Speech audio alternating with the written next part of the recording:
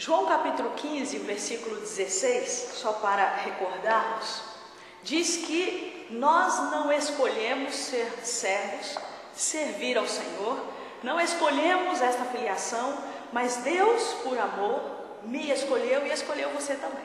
E o texto diz exatamente assim: não fostes vós que escolhestes a mim, mas eu vos escolhi para que vades e deis frutos, e o vosso fruto permaneça.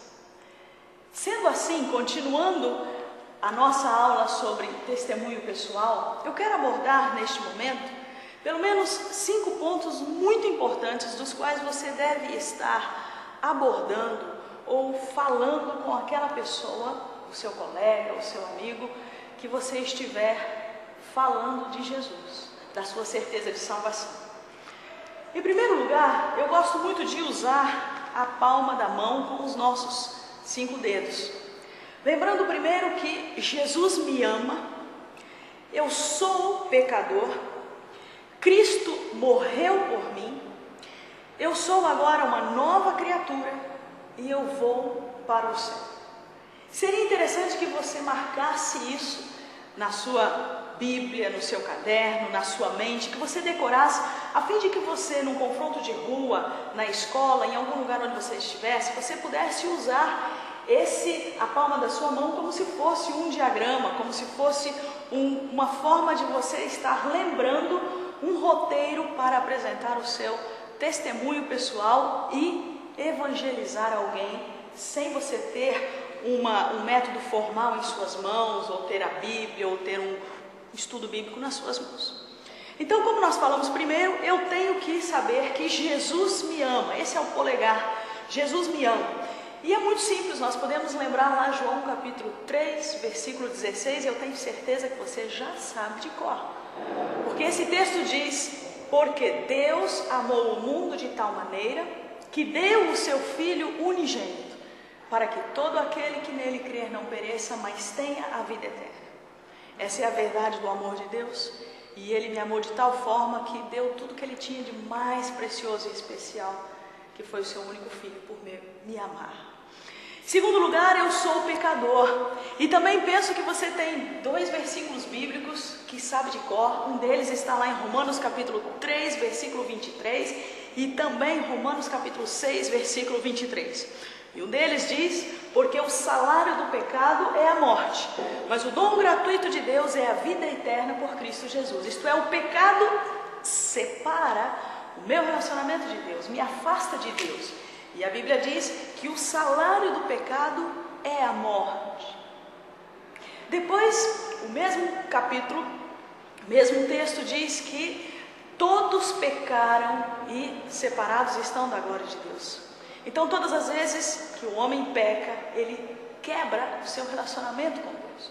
E é preciso deixar isso muito claro com quem nós estivermos conversando sobre evangelismo pessoal e dando o nosso testemunho a esta pessoa, porque às vezes a pessoa entende que mentir, roubar ou ter qualquer pensamento que não seja daquele agradável aos olhos do Senhor, seja comum e normal, como as coisas que andam no dia de hoje. Mas o pecado me afasta de Deus, quebra o meu relacionamento com Deus, e isso gera morte. E preciso entender que por amor, Cristo morreu por mim. E está lá em Romanos capítulo 5, versículos 6, 7 e 8. Que mesmo eu ainda não reconhecendo Cristo Jesus como meu único Senhor e Salvador, Deus prova o seu amor para comigo, em que Cristo morreu por nós, sendo nós ainda pecadores. Ele morre porque Ele me ama, e é porque Ele ama que Ele me envia a falar dele àqueles que estão carentes.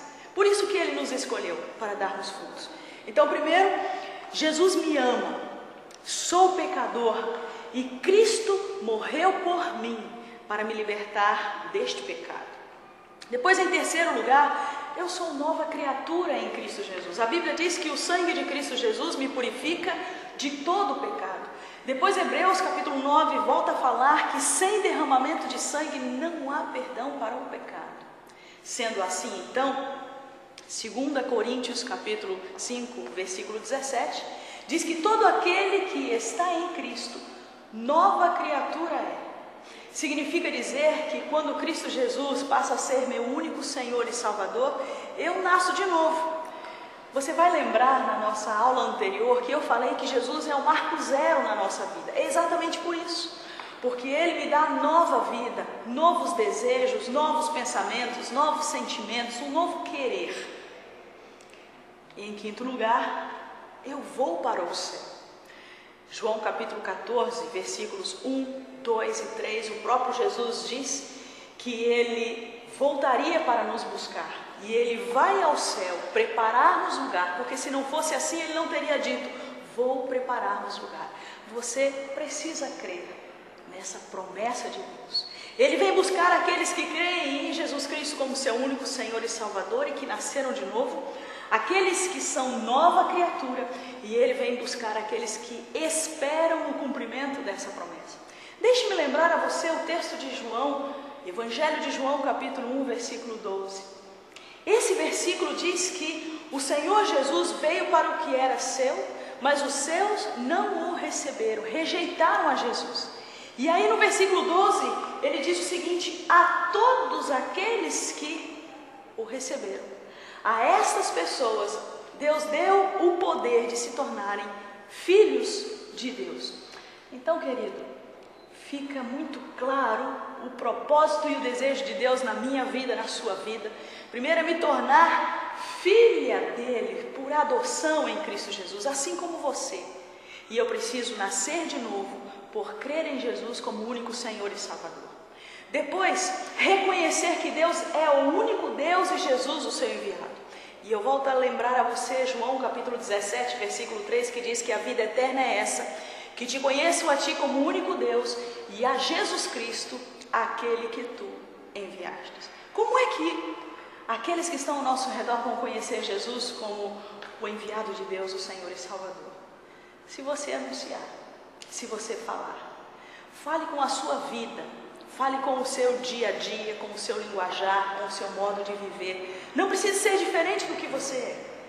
Deixe que Jesus seja visto em você. Deus te abençoe.